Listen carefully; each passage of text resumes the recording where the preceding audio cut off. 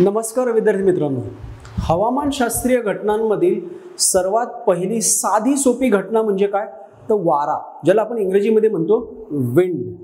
वारा नक्की काय आहे तर वारा ही एक हवेची हालचाल आहे। कशा प्रकारची हवेची हालचाल तर लक्षात घ्या, हवेच्या जास्त दाबाच्या प्रदेशाकडून कमी दाबाच्या प्रदेशाकडे जी काही हालचाल होते जी भूपृष्ठाला समांतर आहे आणि भूपृष्ठा लगत आहे, अशा हवेच्या हालचालीला आपण काय म्हणतो वारा। म्हणजे साधं उदाहरण लक्षात घ्या, या टोकाला हवेचा दाब जास्त आहे, या टोकाला हवेचा दाब कमी आहे। इथे हवेचा दाब जास्त याचा अर्थ इथे साचलेली हवा जास्त आहे, पडणारं वजन जास्त आहे, दाब जास्त आहे। इकडे दाब कमी आहे याचा अर्थ इथे साचलेली हवा कमी आहे, तिचं पडणारं वजन कमी आहे, दाब कमी आहे। सो ऑटोमॅटिकली निसर्ग काय करणार आहे, या दोन्ही ठिकाणच्या हवेच्या दाबामध्ये संतुलन साध्य करण्याचा प्रयत्न करणार आणि त्या प्रयत्नामध्ये जास्त दाबाच्या प्रदेशाकडून कमी दाबाच्या प्रदेशाकडे, जास्त दाबाच्या प्रदेशाकडून कमी दाबाच्या प्रदेशाकडे भूपृष्ठाला समांतर भूपृष्ठालगत हवेची हालचाल होते, तिला आपण संबोधतो वारा। आता हा वारा जो आहे, या वाऱ्यावर काही बल, काही घटक परिणाम करतात। कोणते घटक आहेत ते लक्षात घ्या। वाऱ्यावर परिणाम करणाऱ्या घटकांमध्ये सर्वात पहिला आहे हवेच्या दाबातला फरक, एअर प्रेशर ग्रेडियंट। दुसरा आहे घर्षण बल, फ्रिक्शनल फोर्सेस। आणि तिसरं अत्यंत महत्त्वाचं आहे कोरिओलिस बल। काय आहेत हे नीट लक्षात घ्या। मुळात वाऱ्याची निर्मितीच कशामुळे झालेली आहे, हवेच्या दाबातील फरकामुळे। मग तो घटक वाऱ्यावर कसा परिणाम करणार तर साधा सोपा मुद्दा लक्षात घ्या, हवेच्या दाबामध्ये दोन ठिकाणच्या हवेच्या दाबामध्ये फरक जर जास्त असेल तर वाऱ्याचा वेग जास्त असणार। दोन ठिकाणच्या हवेच्या दाबामधील फरक जर सौम्य असेल तर वारा मंद गतीने वाहणार आहे।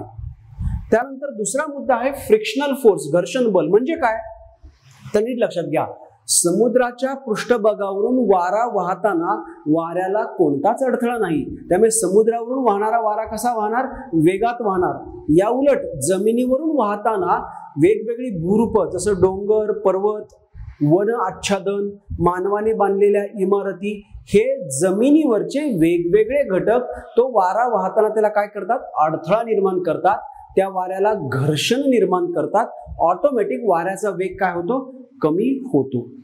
तिसरा मुद्दा जो सर्वात महत्त्वाचा आहे तो आहे कोरिओलिस बल। फेरेल या शास्त्रज्ञांनी केलेल्या संशोधनानुसार फेरेल यांचा नियम काय म्हणतोय, कोरिओलिस बलामुळे उत्तर गोलार्धात वारे उजवीकडे झुकतात आणि दक्षिण गोलार्धात वारे डावीकडे झुकतात। हे जे कोरिओलिस बल आहे ते कोरिओलिस बल पृथ्वीचा जिओइड आकार आणि तिचं कललेल्या अक्षाभोवतीचं परिवलन यामुळे कोरिओलिस बल निर्माण होतं। परंतु हे कोरिओलिस बल विषुववृत्तावर शून्य असतं।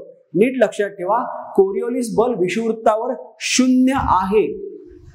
या कोरिओलिस बलामुळे वारे आणि समुद्रातलं पाणी या दोन्ही घटकांची दिशा बदलते। कशी बदलते, वारा जर या दिशेला वाहणं अपेक्षित असेल तर वारा या दिशेला वाहत असताना जर ते उत्तर गोलार्धातलं लोकेशन असेल तर तो सरळ न वाहता कुठे झुकणार, उजवीकडे झुकणार आहे। लक्षात ठेवण्याची ट्रिक काय, उत्तर गोलार्धामध्ये कुठे झुकतो तो, उजवीकडे, उत्तर उजवीकडे।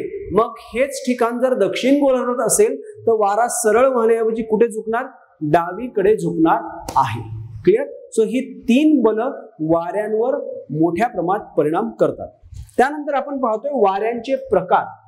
आपल्याला दोन प्रकारचे वारे पृथ्वीवर आढळतात, एक आहे ग्रहीय वारे, ज्याला आपण इंग्रजीत म्हणतो प्लॅनेटरी विंड्स, आणि दुसरा आहे स्थानिक वारे, ज्याला आपण इंग्रजीमध्ये म्हणतो लोकल विंड्स। या दोन्ही वाऱ्यांचा सविस्तर अभ्यास आपण करणं गरजेचं आहे। विशेषतः स्थानिक वाऱ्यांबाबत गॅरंटेड दरवर्षी पूर्व परीक्षा आणि ऑब्जेक्टिव्ह स्वरूपातल्या मुख्य परीक्षेत प्रश्न येत आहेत। क्लिअर। हे प्रश्न फॅक्च्युअल प्रश्न आहेत, वस्तुनिष्ठ माहितीवर आधारित आहेत। इथले प्रश्न हे वस्तुनिष्ठ माहिती आणि थोड्याशा संकल्पनांवर आधारित आहेत। सो आपण आता ते पाहूयात।